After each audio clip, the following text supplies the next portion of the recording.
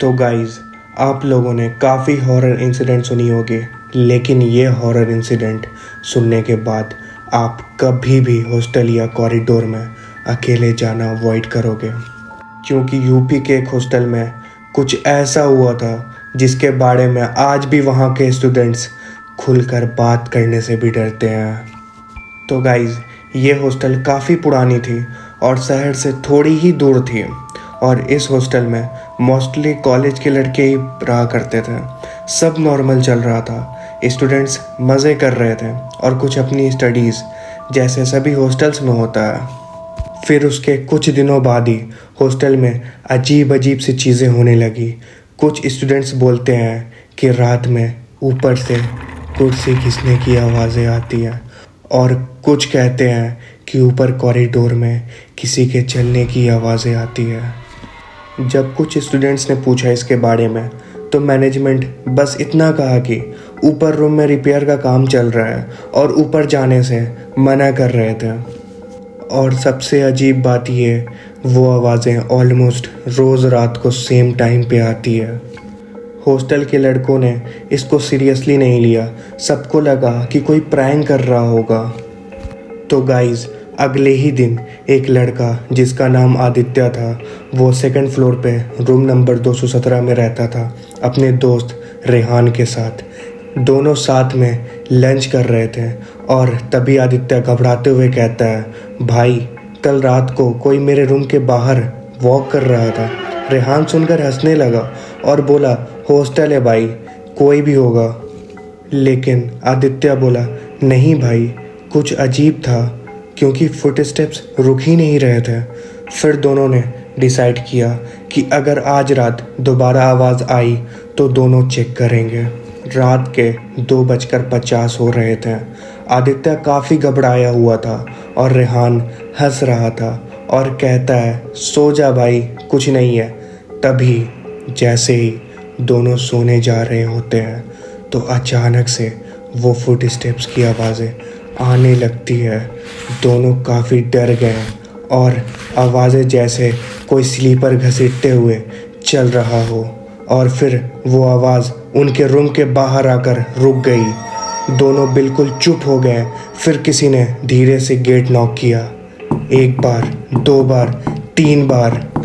उस रात के बाद आदित्य थोड़ा वियर्ड बिहेव करने लगा, जैसे वो बोलता था कि उसे लगता है कि कोई उसको देख रहा है, और कभी कभी रात में बिना वजह उठ जाता और गेट की तरफ बस देखता ही रहता।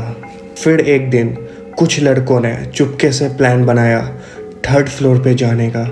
सबको क्यूरियोसिटी हो रही थी कि आखिर ऊपर है क्या। फिर एक रात वो 5 लड़के रात को टॉर्च लेकर ऊपर गए। उन्होंने देखा पूरा फ्लोर अंधेरा था और काफ़ी धूल जमी हुई थी। ऐसा लग रहा था जैसे सालों से कोई यहाँ आया नहीं है। लेकिन एक रूम का गेट थोड़ा खुला था और उसमें लाइट जल रही थी, और ये देखते ही सब के सब हैरान हो गए, क्योंकि पूरा फ्लोर बंद था। फिर ये लाइट कैसी? फिर एक लड़के ने हिम्मत करके गेट को थोड़ा और खोला और देखा एक बेड और टेबल और दीवारों पे अजीब से स्क्रैचेस थे, जैसे किसी ने नेल्स से दीवारों को खरोंचा हो। तभी अचानक से पीछे कॉरिडोर में किसी के दौड़ने की आवाज़ आई।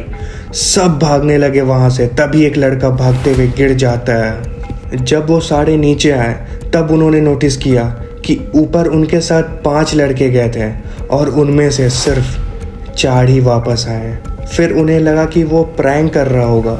सभी चले गए अपने रूम में। उसके अगले ही दिन वो लड़का मिसिंग था।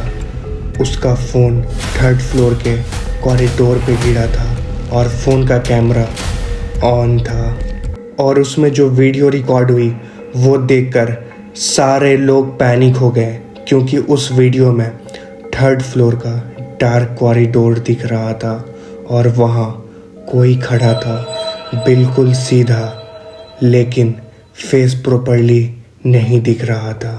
उस इंसिडेंट के बाद हॉस्टल में काफ़ी पैनिक सिचुएशन हो गई।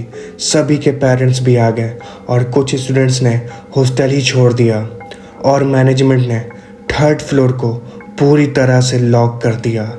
और जो लोग आज वहाँ रहते हैं वो आज भी वो आवाज़ें सुनते हैं और रात के 3 बजे किसी के हंसने की आवाज़ें आती हैं। और हैरान कर देने वाली बात यह है कि आज तक किसी को पता नहीं चला कि उस रात एक्चुअली हुआ क्या था। हॉस्टल मैनेजमेंट ने बाद में पूरा मैटर को दबा दिया, सीसीटीवी, हार्ड डिस्क सब रिप्लेस कर दिए। तो गाइज, सच क्या फेक क्या है ये कोई नहीं जानता, लेकिन उस हॉस्टल में रहने वाले कई स्टूडेंट्स रात के बाद बाहर निकलना बंद कर दिए और रूम नंबर 217 आज भी पूरी तरह से लॉक्ड है। और अगर आप चाहते हो मैं और ऐसी रियल हॉरर इंसिडेंट लेकर आऊँ तो वीडियो को लाइक और चैनल को सब्सक्राइब कर लेना, क्योंकि अगली स्टोरी इससे भी ज़्यादा डिस्टर्बिंग होने वाली है। तो गाइज़, मैं हूँ SJ और ये था SJ टेल्स।